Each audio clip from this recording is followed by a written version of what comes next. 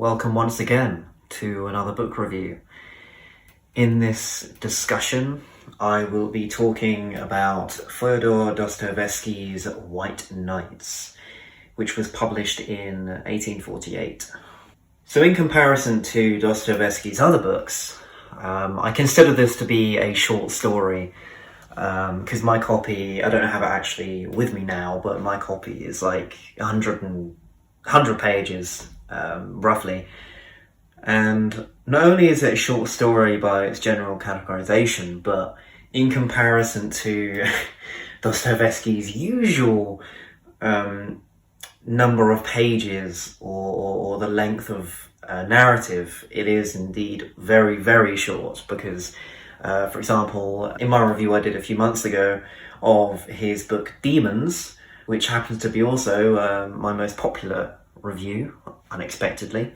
Although I should have probably expected it, given not that many people have reviewed it, I saw on YouTube. So I guess that's why. But anyway, yeah, Demons is like 800 pages long.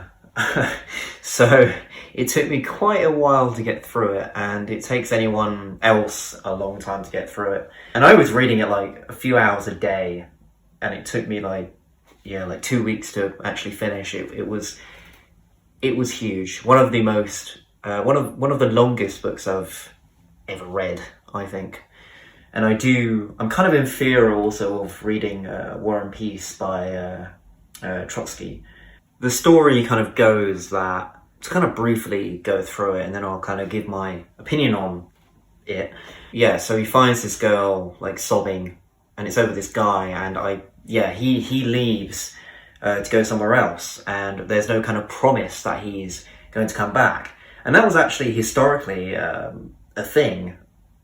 People had to go either to war or they had to go abroad to work, and then they come back for somebody that they were in love with, or even their family, and sometimes they didn't even come back. And this is set in the 1800s, the late 1800s, so it's accurate to the time of which this was written. So this narrator, this main character, he's kind of like really nervous to be with her, to talk to her.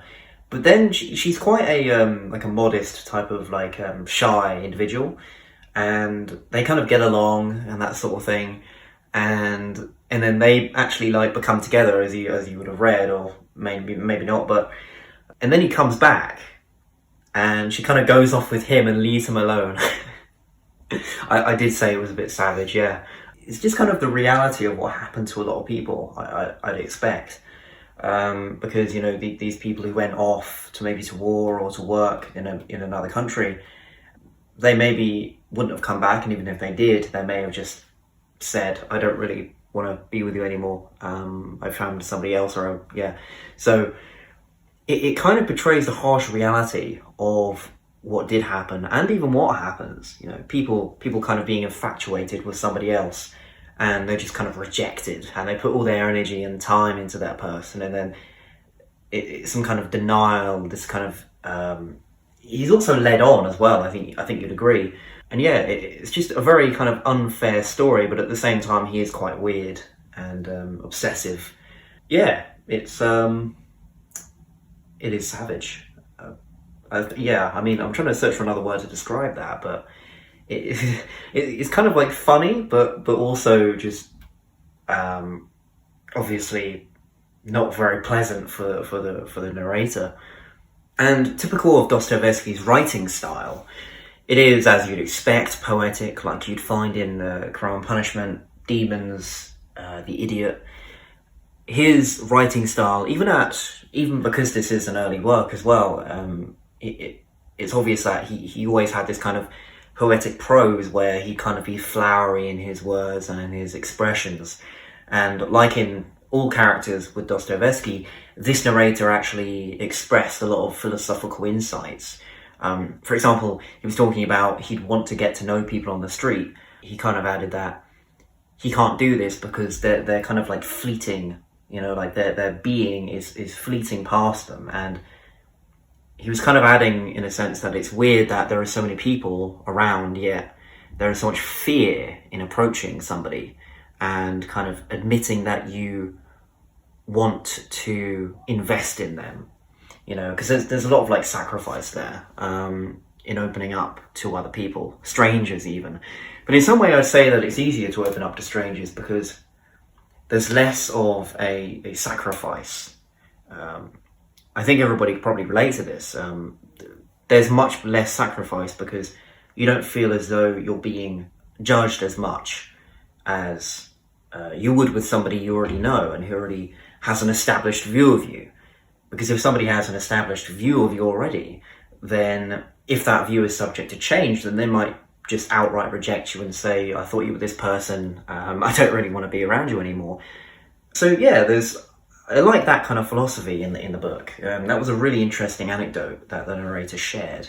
So I suppose to dig more deeper into the conclusion of the story, as I said, this guy who said he is going to promise her that he'll come back. He doesn't come back for a while, and then as this happens, this girl confides into the narrator, and he's kind of like flabbergasted at how, you know, he could finally not be lonely. And it's almost like he tastes the fruits of ultimate security and comfort and kind of like emotional balance. He kind of like experiences what it is like to be in that comfort zone, you know, or somebody, you know, confiding in you emotionally and kind of, you know, what entails a relationship. And so he's kind of experiencing this bliss, and then it just crumbles down beneath him when he does come back. And then she essentially just dumps him for this other dude.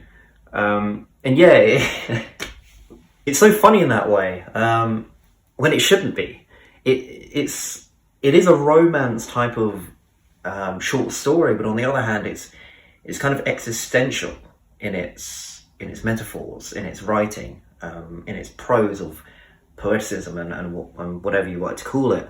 And it's classical Dostoyevsky, including internal dialogue and self-doubt, and including philosophical anecdotes and whatsoever. So it is, by its style, a genuine Dostoyevsky piece.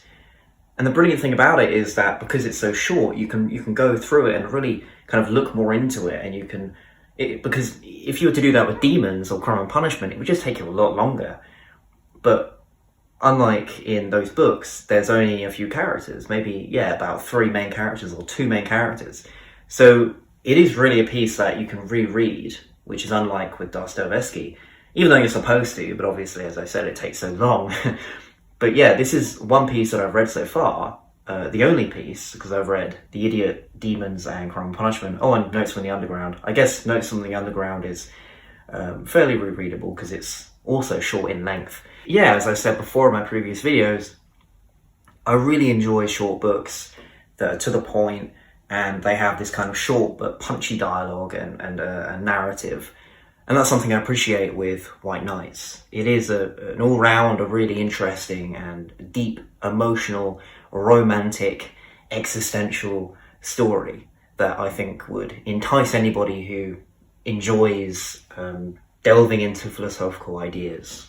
I actually read this book a few months ago, and at the time I wasn't really sure whether to review it because it is quite a short book, and I wasn't really sure what to kind of add to the opinions of what there are on YouTube already, or on the internet generally speaking. So I thought I'd kind of give my thoughts on this book because, you know, I want to kind of publicize it, and I want people to experience it, because I do genuinely believe that maybe if you want to get more into Dostoyevsky, White Nights is a really good introduction to that, and it can really help you to kind of recognize his style. And so yeah, I mean, if you haven't read much Dostoyevsky, I'd say check out White Nights. Very short. You can probably find a PDF on the internet and read it in about like 2 hours or less than that. So yeah, I'd say give it a go, if you like all the things I've just discussed. Anyway, that has brought us to the end of the video. As always, thank you so much for watching. Check out my description of this video to check out my Goodreads, Instagram and Patreon, and I'll see you in the next video. Cheers.